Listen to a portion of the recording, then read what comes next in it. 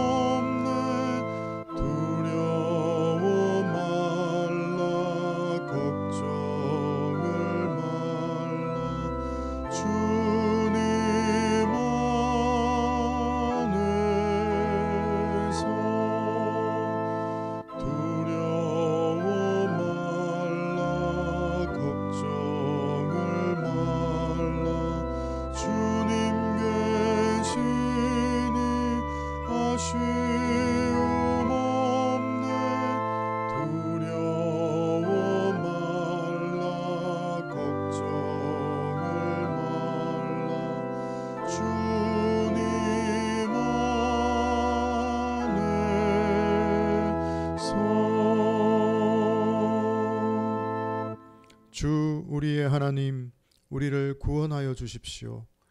여러 나라에 흩어진 우리를 모아 주십시오. 주님의 거룩한 이름에 감사하며 주님을 찬양하며 주님께 영광을 돌리게 해 주십시오. 주 이스라엘의 하나님, 영원토록 찬송을 받아 주십시오. 온 백성은 아멘 하고 응답하여라. 할렐루야. 자비하신 하나님, 평화의 임금으로 오신 주님의 이름을 찬양합니다. 주님께서는 주님을 따르는 이들이 늘 평안하기를 바라십니다. 삶은 살만한 것이고 인생은 의미 있는 일로 가득한 곳이라고 알려주셨습니다. 하지만 때론 길을 잃은 것 같아 불안해할 때도 있었습니다. 주님은 저희를 푸른 풀밭에 누이시고 쉴만한 물가로 인도하는 분이심을 알고 있습니다. 주님 안에서 참된 평화를 누리는 커다란 숲 공동체가 되게 해 주십시오. 주님, 오늘은 광복 76주년을 기념하며 예배를 드립니다. 우리는 진정으로 광복하였습니까? 해방되었습니까? 질문을 던져봅니다. 일본군 위안부 피해, 군함도 등의 역사를 부정 왜곡하는 사례는 지속적으로 발생하고 있고, 정치, 경제와 사회의 여러 분야에서 여전히 토착화된 형태로 일제의 세력들이 남아 있습니다. 진정한 해방의 가치를 구현하는 이 나라가 되게 해 주십시오. 이 예배 속에서 그리스도 안에서 해방과 자유의 기쁨을 다시 되새기게 해 주십시오. 예수님의 이름으로 기원합니다. 아멘. 우리 다 같이 찬송가 584장을 하나님께 드리겠습니다.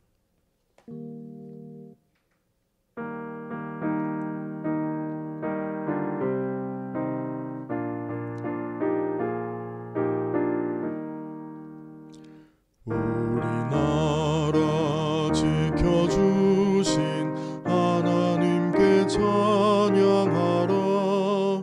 억눌렸던 결의 울음 가슴 터져 쏟아졌네.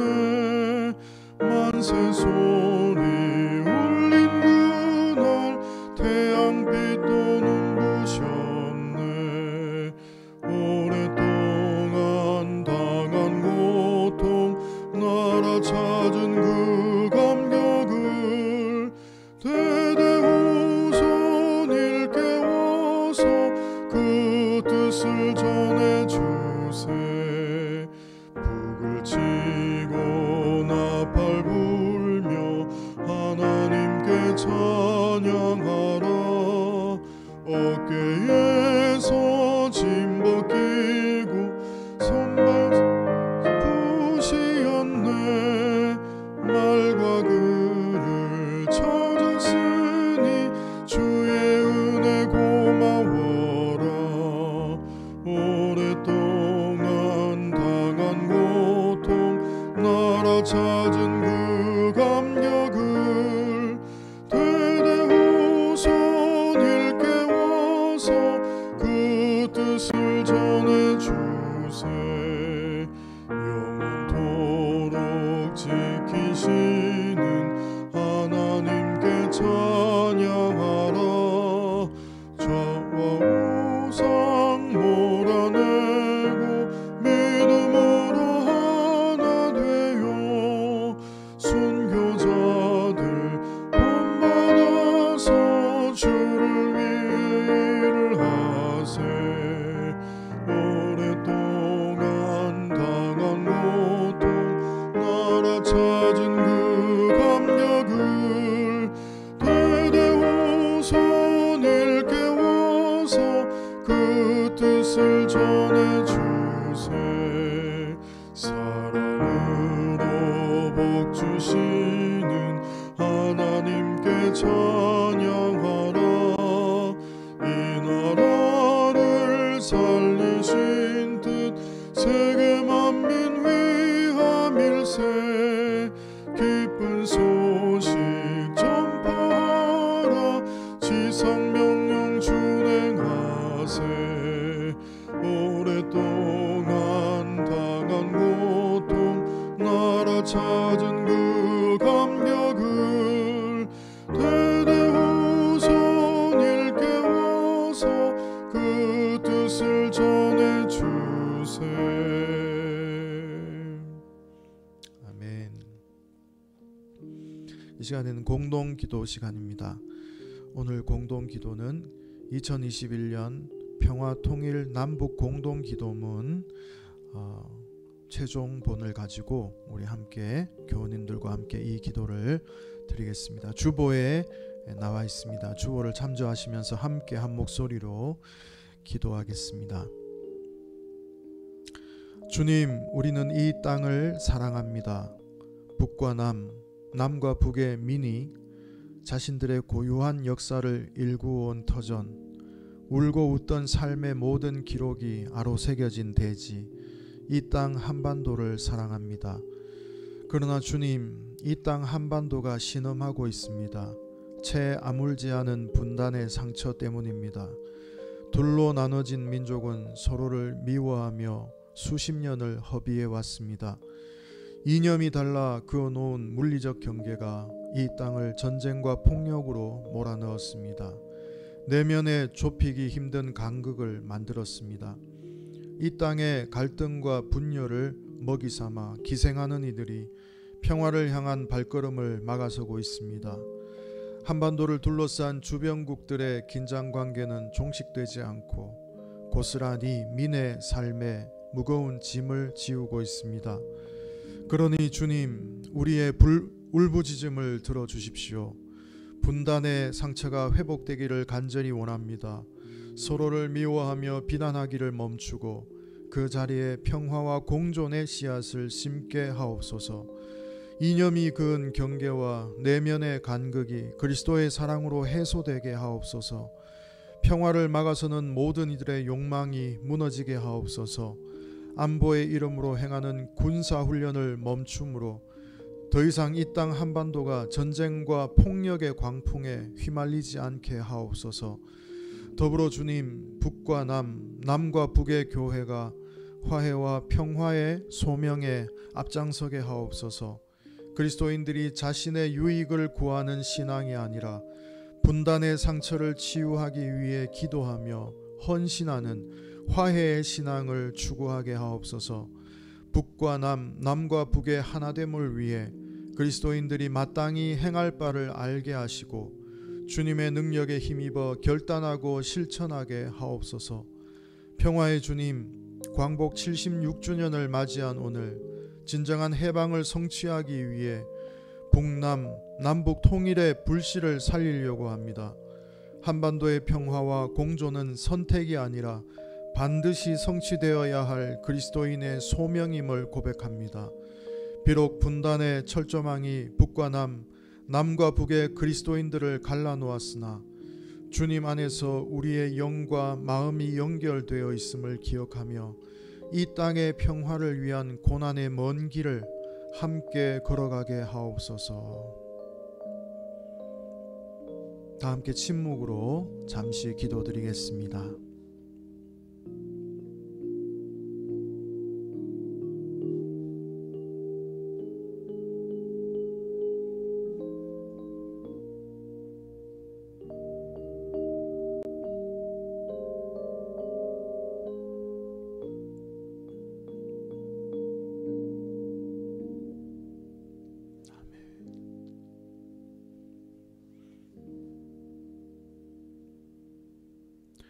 교동문 100번 나라사랑 두 번째입니다.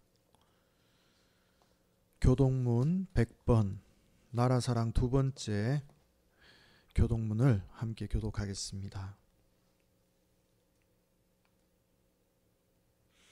할렐루야. 내 영혼아 여호와를 찬양하라. 나의 생전에 여호와를 찬양하며 나의 평생에 내 하나님을 찬송하리로다.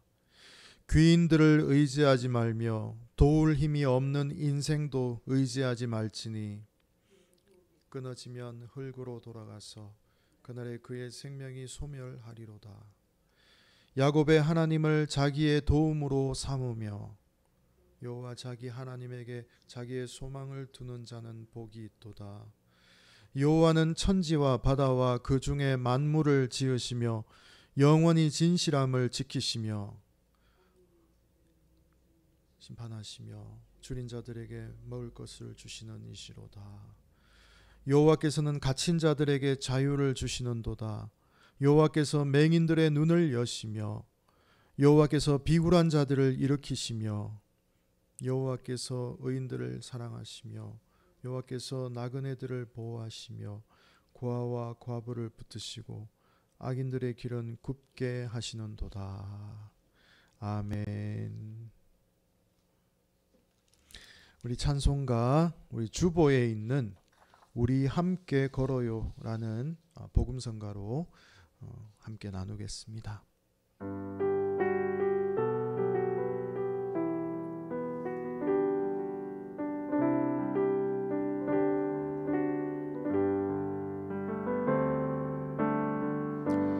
우리 함께 걸어요.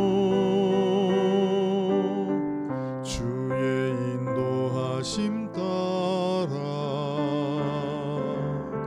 손을 잡고 하나가 되어요. 주의 사랑 우리 안에 있네. 우리 서로 섬기며 주의 사랑 나눌 때 사람 다 알게 되리라. 우린 주의 가족임을. 우린 주 안에 한 가족. 주를 하나 되게 했네. 주의 사랑 나누며 서로 섬길 때 주의 나라 이루어지리. 우린 주 안에 한 가족. 우린 주 안에 한 가족. 주를 하나 되게 했네. 주의 사랑 나누며 서로 섬길 때 주의 나라 이루어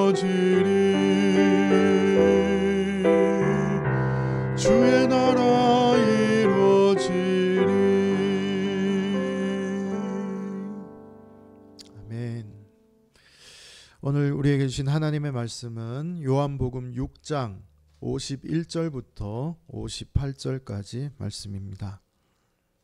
요한복음 6장 51절부터 58절까지 말씀입니다. 한 목소리로 같이 읽겠습니다. 나는 하늘에서 내려온 살아있는 떡이니 사람이 이 떡을 먹으면 영생하리라. 내가 줄 떡은 곧 세상의 생명을 위한 내 살이니라 하시니라. 그러므로 유대인들이 서로 다투어 이르되 이 사람이 어찌 능히 자기 살을 우리에게 주어 먹게 하겠느냐. 예수께서 이르시되 내가 진실로 진실로 너희에게 이르노니 인자의 살을 먹지 아니하고 인자의 피를 마시지 아니하면 너희 속에 생명이 없느니라. 내 살을 먹고 내 피를 마시는 자는 영생을 가졌고 마지막 날에 내가 그를 다시 살리리니 내 살은 참된 양식이요 내 피는 참된 음료로다. 내 살을 먹고 내 피를 마시는 자는 내 안에 거하고 나도 그의 안에 거하나니 살아계신 아버지께서 나를 보내심에 내가 아버지로 말미암아 사는 것 같이 나를 먹는 그 사람도 나로 말미암아 살리라. 이것은 하늘에서 내려온 떡이니 조상들이 먹고도 죽은 그것과 같이 아니하여 이 떡을 먹는 자는 영원히 살리라. 아멘. 아름다운 합의의 길이라는 제목으로 여러분들과 함께 말씀을 나누겠습니다. 오병이어 급식 사건 이후에 일들이 계속 지금도 벌어지고 있습니다. 오병이어 급식 사건 이후에 그것을 경험한 군중들은 예수님을 억지로 왕으로 모시려고 했습니다. 그 군중들의 행동은 당연한 것인지 모르겠습니다. 오늘날도 인간의 먹는 문제를 완벽하게 해결해낼 수 있는 인물이 있다면 군중들은 그를 당장이라도 대통령으로 아니 종신 지도자로 삼으려고 할 것입니다. 그 낌새를 알아채시고 예수님은 산으로 피하셨습니다. 아마 예수님은 산에서 혼자 깊은 생각을 하셨을 것입니다. 자신을 오해하는 군중들을 어떻게 바른 인식으로 끌어낼 것인가, 이 문제에 대해서 말입니다. 예수님의 정체에 대한 관심보다는 예수님이 누구신가라는 그 관심보다는 자기들의 흥미와 욕망에 따라서 예수님을 이해했고 일종의 도구로 이용하려는 군중들의 습성은 지금이나 그때나 매 한 가지였던 것 같습니다. 오늘의 기독교 신앙도 이런 갈등을 완전히 해결하지 못했습니다.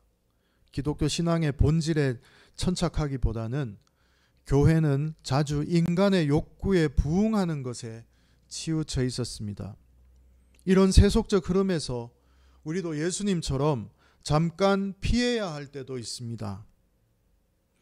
이 일이 이제 벌어지고 난 다음 그 다음 날 예수님은 다시 그 군중들을 만났습니다. 이 자리에서 예수님과 군중들과의 담론이 벌어집니다. 예수님의 논지는 이렇습니다. 당신들이 나를 찾아온 것은 하나님의 뜻에 대한 관심이기보다는 배불리 먹은 빵 때문이 아닙니까? 그러나 아무리 배불리 먹어도 썩어 없어질 이런 빵을 얻으려고 하지 말고 영원히 살게 하는 하늘의 빵을 얻으려고 수고하십시오. 이렇게 예수님께서 그들에게 말했습니다. 그러자 군중들은 예수님에게 대답했습니다. 선생님, 그 빵을 항상 저희에게 주십시오. 예수님은 말합니다. 내가 바로 생명의 빵입니다. 나에게 오는 사람은 결코 배고프지 않고 나를 믿는 사람은 결코 목마르지 않을 것입니다. 군중들은 예수님의 말씀이 못마땅했습니다. 웅성거리면서 이렇게 말했습니다. 아니, 저 사람은 요셉의 아들 예수가 아닌가? 그의 부모도 우리가 지금 다 알고 있는 터인데 자기가 하늘에서 내려왔다니 말이 되는가? 그들이 그렇게 못마땅하게 생각했다는 것은 전혀 이상한 일이 아닙니다. 그들 중 일부는 예수가 요셉의 아들이었다는 사실을 분명히 알고 있었습니다. 아니면 좀 더 특별한 능력을 가진 예언자 정도로는 인정할 수 있었습니다. 그런데 하늘에서 내려온 생명의 빵이라니 아무리 좋게 생각하고 싶어도 말이 안 되는 주장이었습니다. 그러나 예수님은 오늘 본문에서 더 심한 말을 하고 있습니다. 오늘 본문 51절에 보면 예수님은 이렇게 말합니다. 나는 하늘에서 내려온 살아있는 떡이니 사람이 이 떡을 먹으면 영생하리라. 내가 줄 떡은 곧 세상의 생명을 위한 내 살이니라 하시니라. 이 말씀이 있자 오늘 우리가 함께 읽은 본문 첫 구절에서 확인할 수 있듯이 유대인들은 서로 논쟁이 벌어졌습니다. 이 사람이 어찌 능히 자기 살을 우리에게 주어 먹게 하겠느냐. 이 사람들은 예수님의 말씀을 왜 이렇게 생각했을까요? 고대 어떤 종교 집단은 직접 사람의 살을 나누어 먹는 경우도 있었습니다. 그러나 창조주 하나님을 믿는 유대인들의 경우에는 인간의 살을 먹는 것은 상상할 수도 없었고, 특히 정결법에 의하면 피를 금지하고 있는데 예수님은 심지어 자신의 피를 먹으라고 하니까 이런 일은 유대인들에게는 도저히 용납되지 않는 행위였습니다. 정결법에도 어긋나는 것이었습니다. 하늘에서 내려온 생명의 빵이 곧 자기 살이라는 예수님의 말씀에 대해서 그들은 결코 이해할 수 없는 말이었습니다. 오늘 현대를 살아가는 우리에게도 사실 이 말은 충격적인 말입니다. 예수님께서 이 식인의 은유를 사용하셨어요. 사람의 살을 먹고 사람의 피를 먹는다는 이 은유는 사실 충격적인 은유가 아닐 수가 없습니다. 사실 이것이 또 더 충격적으로 이어지는데, 이게 주의 만찬에 대한 비유라고 한다 하더라도 교회의 공동체 식사에 만약에 그 성찬식에 참여하지 않으면 생명이 없다는 이 배타적인 주장 때문에 요한복음은 우리를 더욱 성찬식으로 해석을 한다 해도 더욱 놀라게 할 수밖에 없습니다. 또 예수님은 이런 음식이 영생으로 가는 통로라고까지 주장을 확대하고 있습니다. 어떻게 살을 먹는 것인가? 유대인들의 질문에 대해서 예수님께서 직접적으로 대답하지는 않으셨습니다만 오늘 53절 이하의 말씀을 읽으면 그것이 성만찬이라는 것과 이어지고 있다는 것을 이해할 수가 있습니다. 54절 말씀에 보면 제가 읽어드리겠습니다. 내 살을 먹고 내 피를 마시는 자는 영생을 가졌고 마지막 날에 내가 그를 다시 살릴 것이다. 사실 이 구절은 성만찬 구절에서, 초대교회 성만찬 구절에서 아마 이야기가 되어졌던 그런 말씀일 것입니다.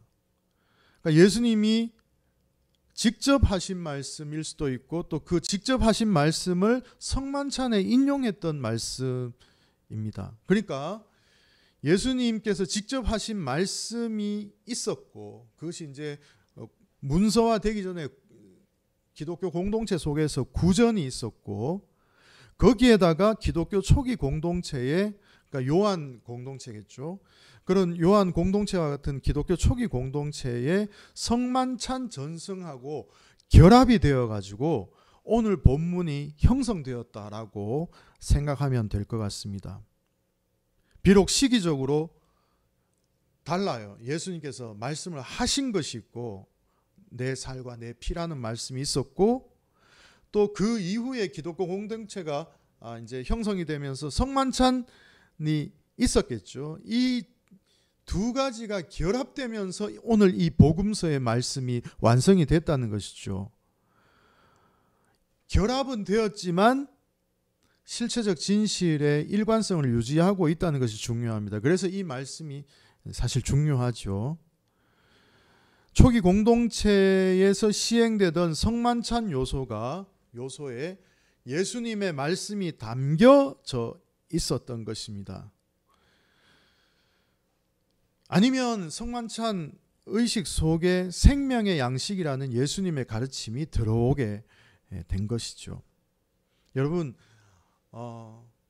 성경이 역사적 사실을 온전히 다 예수님에 대한 이야기를 다 담고 있는 것이 아니라 성서의 언어라고 하는 것은, 특히 복음서는 예수님께서 하신 말씀이 있고 또 그 이후에 교회의 상황들이 같이 소통하면서 새로운 하나님의 진리의 체계를 만들어갔다. 이렇게 여러분 이해하시면 되겠습니다. 진리는 그렇게 항상 새롭게 열려 나가는 것입니다.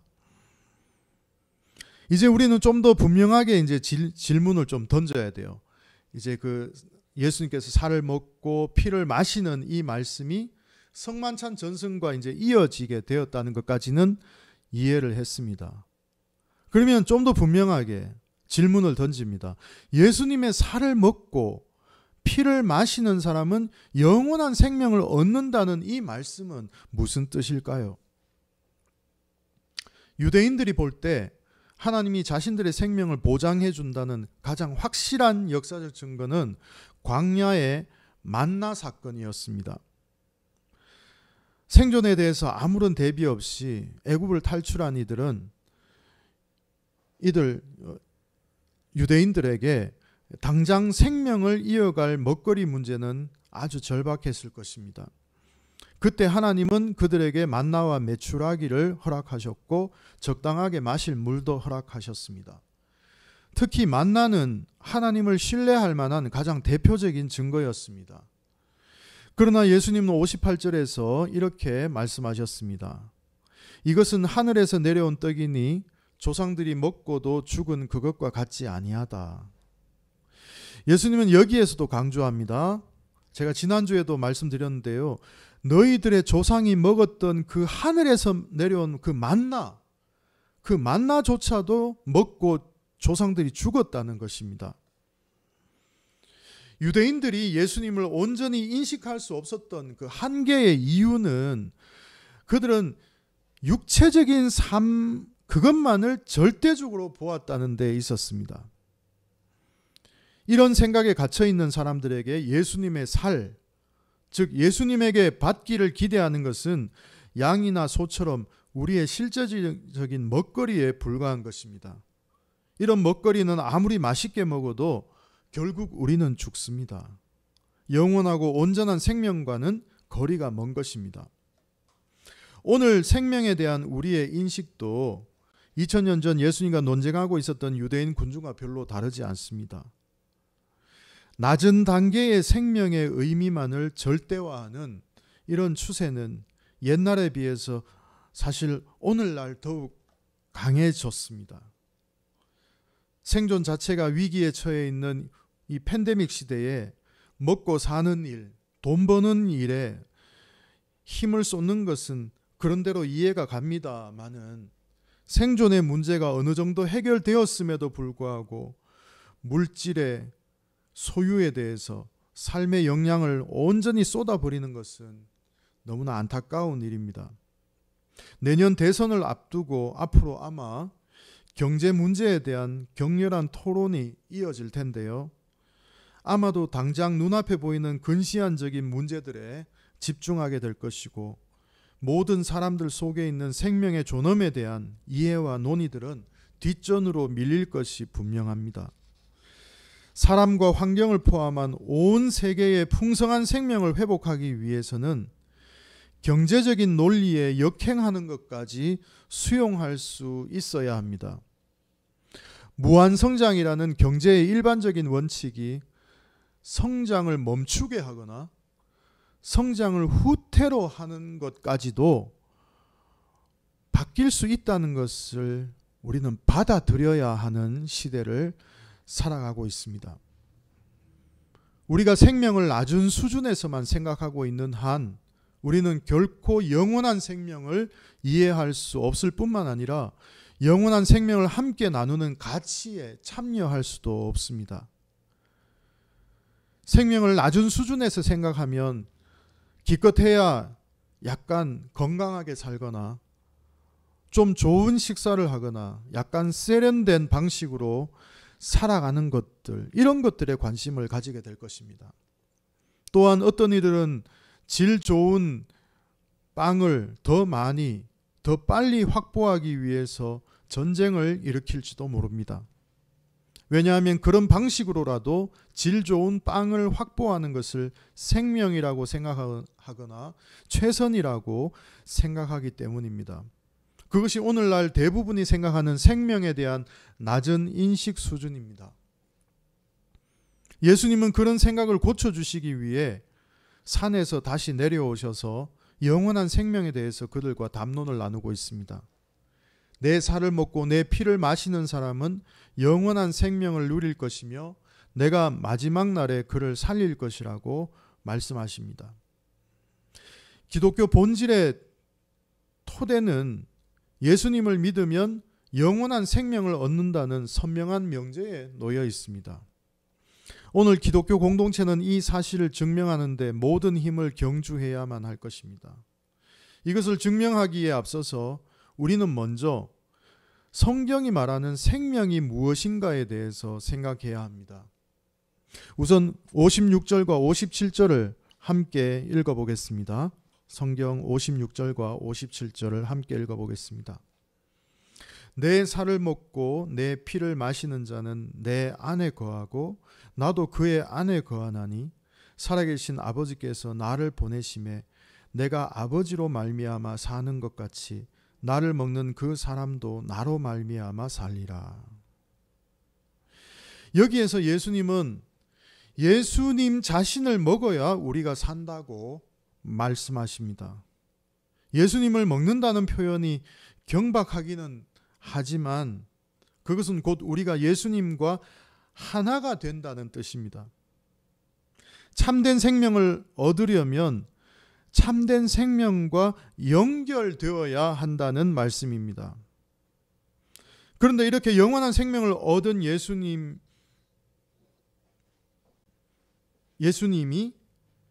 먼저 있었습니다. 예수님에게 그 경험이 먼저 있었어요. 영원한 생명을 얻는 경험을 예수님이 먼저 하십니다. 예수님이 그렇게 말씀하시죠. 하나님과 아버지와 하나 되어서 아버지의 힘으로 사는 게 무엇인지 예수님은 먼저 경험하셨습니다. 예수님은 인류 가운데 유일하게 하나님과 하나가 되신 분이십니다. 그래서 예수님은 하나님을 아버지라고 불렀습니다. 하나님과 합일, 즉 하나됨으로써 하나님의 아들이 되었고 따라서 영원하신 하나님의 힘으로 영원한 생명에 들어가셨습니다. 우리는 우리의 힘만으로 영원한 하나님과 하나가 될 수 없습니다. 먼저 하나님과 하나 되신 예수님을 통해서 우리도 영생과 연결되는 것입니다. 오늘의 본문 말씀 앞에서 우리가 천착해야 할 질문은 아주 단순한 것입니다. 과연 내가 예수님 안에서 살고 있고 예수님이 내 안에 살고 계시는가 하는 것입니다. 예수님께서 우리의 몸과 영혼과 하나가 되기를 원하고 있음을 기억하는 것입니다. 그분의 진리는 우리 안에 깊숙이 들어와서 우리가 그를 먹듯이 우리를 먹고 우리 혈관을 통해 흐르고 소화가 되어서 몸 구석구석까지 양분을 주려고 하는 것입니다. 예수님은 우리가 끊임없이 먹고 배불러야 할 생명 자체이십니다. 이런 의미에서 우리의 삶에서 예수님을 먹는 일, 즉 예수님과 하나 되는 일보다 더 긴급하고 소중한 일은 없습니다. 예수님과 아버지가 하나가 되듯이 우리가 예수와 하나가 되는 아름다운 합일, 오늘 요한복음 저자는 우리가 예수와 하나가 되는 것이 영생이라고 가르쳐주고 있습니다. 그것이 진정한 생명이다라고 가르쳐주고 있습니다. 오늘날 우리 교회는 그것을 깨우치기 위해서 교회는 성만찬을 행하고 있습니다. 그것을 잊지 않고 기억하기 위해서 성만찬을 행하는 것입니다. 성도는 그 성만찬의 참된 행위를 통해서 성장할 것입니다. 예수님께서 인간의 살과 피가 되신다는 이 성육신의 신앙, 여러분 적어도 요한복음 6장에 나타난 살과 피, 참된 양식과 참된 음료에 대한 성육신의 신앙은 믿음에 관한 것이라고 해도 믿음에 관한 모든 것이라고 해도 과언이 아닐 것입니다. 예수님은 하늘로부터 자신의 모든 것을 주시려고 오셨습니다. 예수님은 우리의 모든 것을 원하고 또한 우리가 예수님의 모든 것을 갖기를 원하십니다. 이 그리스도께서 우리 앞에 계십니다. 아주 가까이에 있습니다. 이것을 아는 자들은 누구나 영원한 생명, 온전한 생명을 알고 있는 것입니다. 기도하겠습니다. 자비로우신 주님, 우리가 예수와 하나가 되게 해 주십시오. 예수께서 아버지와 하나가 되어 아버지의 뜻을 이루셨듯이 우리도 예수와 하나가 되어 예수의 진리를 먹고 마시며 함께 호흡하고 그 생명의 참 가치와 존엄을 실현하고 베푸는 자들이 되게 해 주십시오. 예수님의 이름으로 기도드립니다. 아멘. 네, 공동 축도를 주보를 참조해서 함께 나누겠습니다. 마음속에 한 노래를 간직하고 세상을 향해 나가세요. 귀 기울여 당신을 격려하는 노래를 들으세요. 소망을 나누세요. 우리들이 경험한 하나님을 서로 이야기합시다. 창조주 그리스도 위로자를 기억하며 항상 당신의 노래를 부르세요. 주 예수 그리스도의 은혜와 하나님의 사랑과 성령의 사귐이 우리 모두와 영원히 함께 하시기를 기도합니다. 아멘. 네, 교회 소식을 함께 나누겠습니다. 네, 오늘은 광복절입니다. 8월 15일 광복 76주년 기념일입니다. 또 우리 한국교회는 또 한반도 평화 통일 공동 기도주일로 지키고 있습니다. 또 성령 강림 후 12번째 주일입니다. 여러분 기억하시고 나라를 위해서 기도를 해주시면 좋겠습니다. 비대면 예배가 계속 진행되고 있습니다. 3단계 이하로 내려갈 때까지 저희들은 비대면 예배로 드릴 예정입니다. 유튜브 라이브에 여러분 적극적으로 매주 참여해 주시기를 바랍니다. 한반도 평화 통일 공동 기도주일 연합 예배가 유튜브 라이브로 NCCK TV에서 유튜브 라이브로 2시 30분에 있으니까 여러분 참여하시기를 원하시는 분들은 이 유튜브에 들어가셔서 함께 참여하시면 되겠습니다. 주중에 코로나19 미얀마 시민 지원 긴급 헌금 나눔 캠페인에 대해서 제가 설명을 잠깐 드렸습니다. 지금도 계속되고 있습니다. 8월 말까지 긴급 헌금 나눔 캠페인이 진행되는데요. 한 구자에 10,000원입니다. 저희 교회는 지난주에 여러분들의 마음을 모아서 20만 원을 이미 긴급 헌금으로 보냈습니다.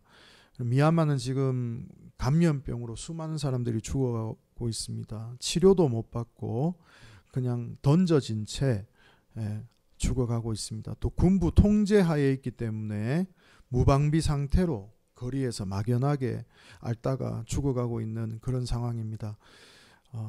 이 일에 여러분들 기도해 주시고 또 개인적으로도 한 구자 10,000원 정도니까 여러분 함께 참여해 주시면 아마 그들이 큰 힘을 얻으리라 생각합니다.